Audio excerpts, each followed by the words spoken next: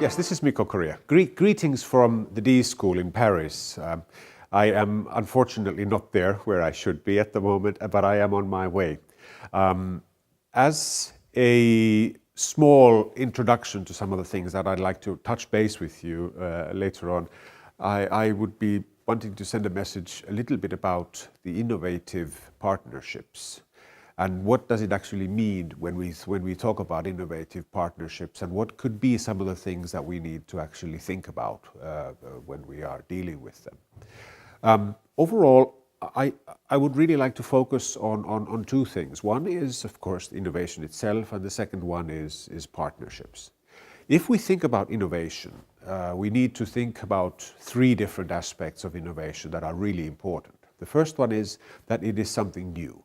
So when we relate that to partnerships, we are not sort of building on old ways of doing things, but through these partnerships, we're trying to do something new, something valuable.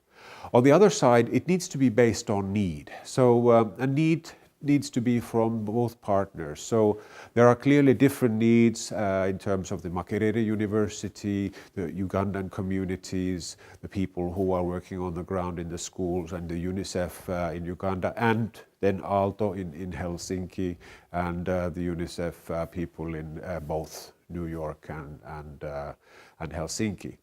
But so we must find somehow our common need ground so that we can actually benefit each other in this collaboration. The third thing is success. Now, this doesn't necessarily mean commercial success, but it means success in how we do things. So we should be objective driven. We should be trying to achieve something which is, of course, achievable, but something which is looking towards the future and is creating something new in the context of our collaboration. On the other side, touching a little bit on the collaboration itself, what is partnerships? Partnerships are really done for many different reasons in the world. You could try to reduce risk by partnering up. You could try to look at getting resources that are different, that you don't have yourselves, or you could look at trying to create value that you cannot create alone. So one of the things we do need to think about when we are engaging in these partnerships is, what are we looking for in this partnership from both sides? And we also have to find a common ground in that one. I would suggest, this is just my personal opinion, that one of the big things is that we can share our experiences. Things that we both know on our sides that tend to work, that solve problems, make life better, create well-being and so on and so forth.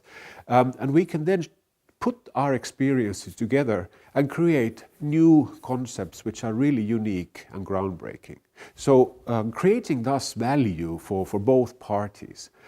So we need to bring our experience to the table, we need to work collaboratively, and we need to look at how could we do new things, useful things, and we try to aim for success.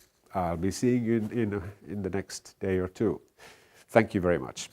I am a professor of management at the Aalto University in Helsinki, Finland, and I run an interdisciplinary program that has design students, engineering students, and business students come together for a 2-year master's.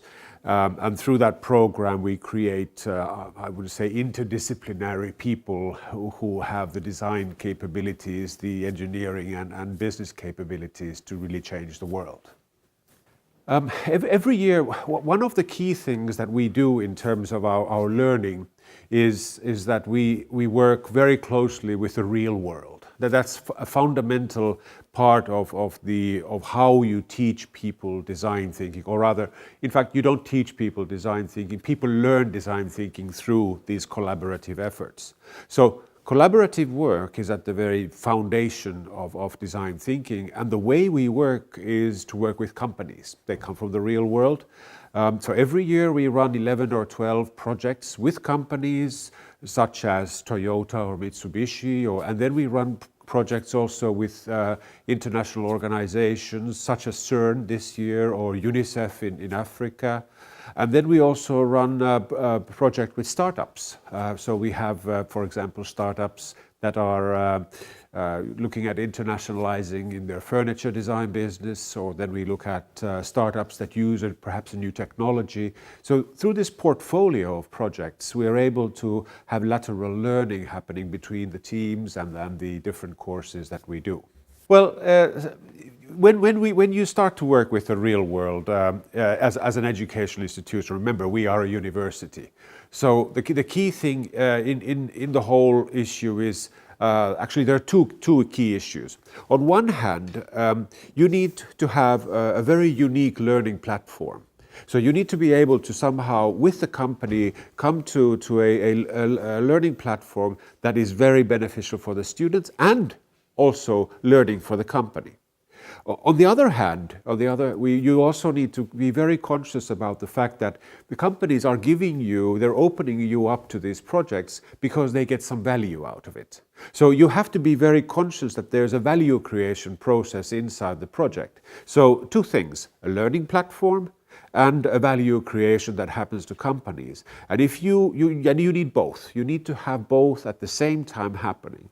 We've been doing over the last 20 years maybe 200 projects with all kinds of companies, and in that lot of projects you have always a few that simply don't work or produce very mediocre results, obvious results. But then there are projects which have really changed the world. You're launching new types of projects, new types of services, and projects that really make a difference. And that, to me, my great pleasure is to think that most of the projects we do create meaning through how we do things. As I mentioned perhaps earlier on in this interview, one of the key issues about design thinking is its relationship with collaborative work. Now, whatever you do in design thinking, really at the core of it is the collaboration between human people, or humans are people, of course, people are humans. And that collaboration is what really drives, in my books, design thinking. So if we were to really distill the foundational aspects of design thinking, it would be in the area of the collaborative work. And not only collaborative work, but purposeful collaborative work. So you are aiming to do something with a collaboration. It's not collaboration for collaboration's sake. Do you see the point? Yes. The future is bright. It's so bright that we would need to wear sunglasses, I think, in many ways for design thinking. So I totally believe that we have a great future for design thinking. At the same time, one of the challenges that we have is that we don't really have a very good foundational base for design thinking. We know that things work in practice. We know that there are things that we do that will work out, but we don't almost like have a philosophical background in very many cases for design thinking. We don't know where it comes from in terms of its deep thinking. So I would actually be very interested in trying to understand the foundational thinking behind design thinking, because that would help us to then see where should we be going in the future. If you are learning by doing, that's fine, but you need to, as design thinking itself says, you need to step back and reflect. So I would be calling for this reflection so that we can go into the future.